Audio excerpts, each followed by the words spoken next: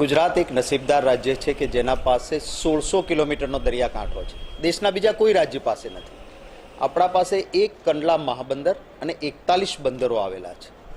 પરંતુ ગુજરાતની જનતાને કે ગુજરાતના વિકાસને આને ફાયદો મળવાના બદલે આ વિભાગ એક ગતિશીલ ભ્રષ્ટાચારનું એક એપિસેન્ટર બની ગયું છે. મેં એક દાખલો આપ્યો. આખા દેશના કોઈ મોટા બંદરો પર વેસલ ટ્રાફિક મેનેજમેન્ટ સિસ્ટમ એટલે VTMS માટે કોઈ ચાર્જ લેવાતો નથી. ગુજરાત સરકારે 2007માં એક કોન્ટ્રાક્ટ માટે તૈયારી બતાવી અને આતશ નોર કંટ્રોલ કંપની નામની એક પ્રાઇવેટ કંપની સાથે એક એવું એગ્રીમેન્ટ કર્યું કે તમારે આ સિસ્ટમ ઊભી કરવાની અને સિસ્ટમમાં જે રોકાણ થાય એમાં કંપનીએ કહ્યું કે લેટેસ્ટ બધું જ સારું કરીએ તો મહત્તમ રોકાણ મારું 100 કરોડનું થાય.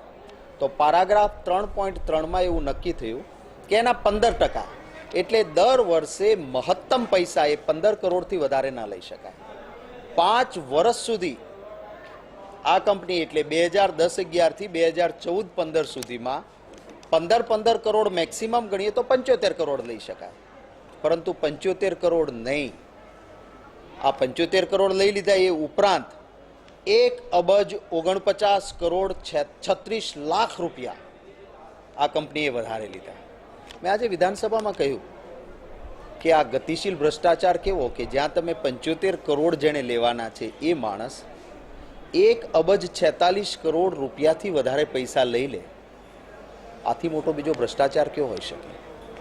મેં જે રાજ્યના બંદરો છે એમાં ખાનગી બંદરો માલામાલ થાય છે અને રાજ્યની 8 જેટીઓના આંકડા આપ્યા.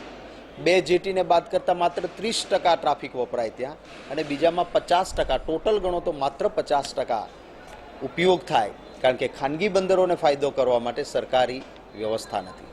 એક પણ નવું બંદર, આ ગતિશીલ ગુજરાત કહે છે ને, એક પણ નવું બંદર આ સરકારે બનાવ્યું નથી. એ હકીકત પણ મેં આજે વિધાનસભામાં રજૂ કરી.